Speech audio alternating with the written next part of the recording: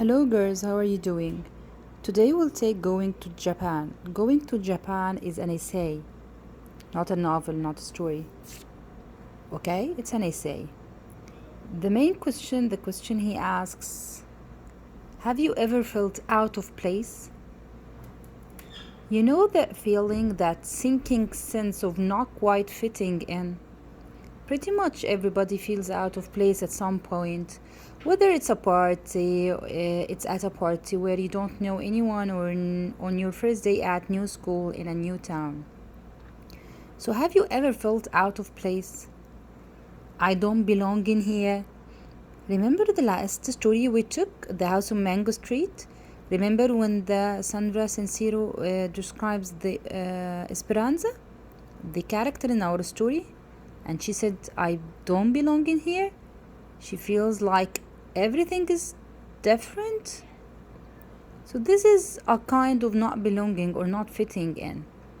There are many kinds of situations. There are many situations that you go and you feel like, I don't fit in here. I don't belong in here. Maybe you go to the party and you don't know anyone there, so you feel like a stranger, no one is talking to you, or maybe people are acting a different way than yours.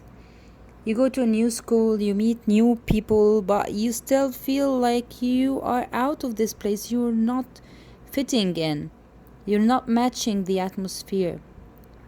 So what if you travel to another country, a faraway country, and very different traditions, a different culture, different food, different cloth, different way of talking, different language, of course, and different way of talking, different transportation, different everything. Everything is different. How might you act? How would be your feeling? So in Going to Japan, Barbra Kingsolver describes a time when she felt totally out of her element. She relates the blunders she made as she tried to blend in. She tries to fit in the place. Okay, what he wants you to write? He wants you to write a paragraph to describe a situation in which you felt out of place. Okay, and you include all the details you can remember.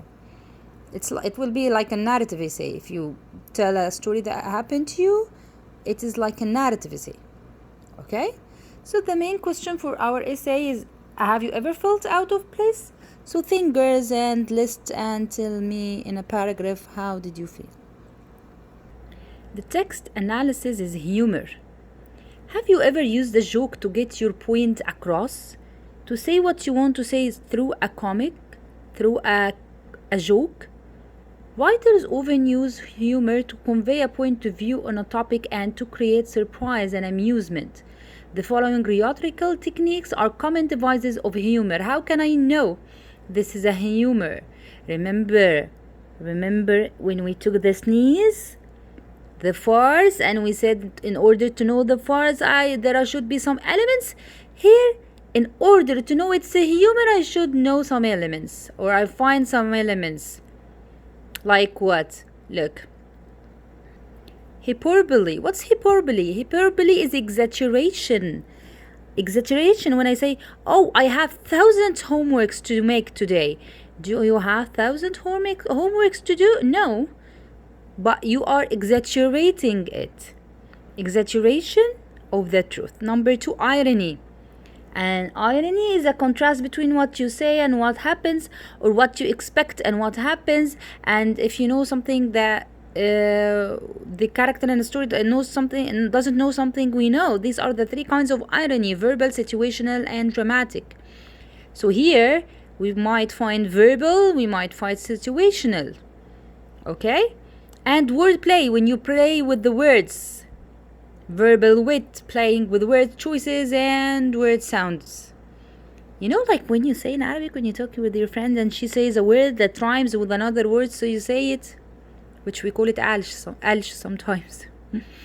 Anyway, in this essay, Kingsolver mixes facts with personal, often humorous examples to describe her experiences in Japan. While she explains certain elements of Japanese culture, she also presents an exaggerated account of how she felt out of place. When I stepped on a streetcar, she writes, a full head taller than all the other passengers. When we read, I will explain what does she mean. I became an awkward giant. As you read, note passages that you find humorous. So while you're reading, you have to find the humorous stuff here, okay? Whether it's a wordplay or an irony or a hyperbole, okay? Reading skilled summarize and summarize to rewrite what happened, but in your own words. But you just mentioned the most important points. And why we usually summarize? It's an essay. An essay or an article or a lesson in your science book, you have to summarize it. Why? In order to keep following. So when you summarize, you use your own words to restate the central idea. Main points and important details. Main points and important details only. It's not paraphrasing. Details of what you have read. Without including your own opinion, you just mention what happened. As you read, use a chart like this one to record the important details presented in each of the essay's 3 parts in your own words. Sum up the main point of each part and then determine the essay's central idea. Why you have to learn to summarize? Summarizing is important because summarizing helps you focus, helps you to ask yourself, are you really following what the author writes or you just missed the points? So summarizing helps you focus more. Okay? Now we meet the author. The author is Barbra Kingsolver. She was born in 1955. Barbra was a scientific leaning. Though Barbra Kingsolver began writing stories and essays as a child, she never dreamed she would someday become a professional author. The writers she read, she explains, were mostly old, dead men from England. It was inconceivable that I might grow up to be one of those myself. She used to write for Shakespeare and other British authors who were dead now. She couldn't believe that she might be one great author. Kingsolver majored in biology in college but also took one creative writing class and found she loved it. See, when you care about writing, you figure out if you can be a good author when you grow up. Writing for change. Kingsolver wrote her first novel holed up in a closet. Typing while her husband slept, her dedication paid off, and The Bean Trees was a critical and popular success. This is what the novels she wrote. Okay? When you find it like italic, you know it's a title. Kingsolver is now an award-winning author of essays, novels, and short stories. She believes that literature can be a force for social change. Literature, that's why literature is very important, and I like to attach literature with our life. You will find yourself. You find yourself in these stories. You find experiences. You read others' experiences and others' experiences, others' lives, and you read situations, and you find that they are so close to your life. So you might learn. Okay? Kingsolver is now an award-winning author of essays, novels. We read this. She believes that literature can be a force for social change.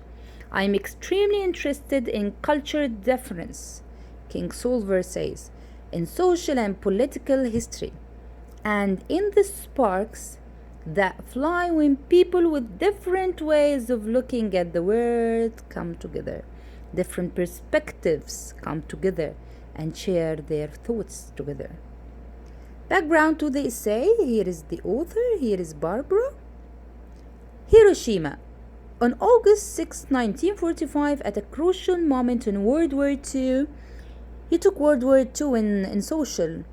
So, World War II, United States dropped a nuclear bomb. Here it's written, the US dropped the first atomic bomb, nuclear, on the Japanese city of Hiroshima. The bomb destroyed the city and killed 80,000 people almost instantly in a minute. And those who didn't die from it, they suffered from diseases, strange diseases, and they died at the end.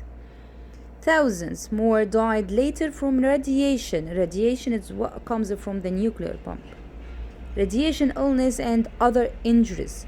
The city of Hiroshima has been rebuilt and is now at the center of a movement to abolish atomic weapons.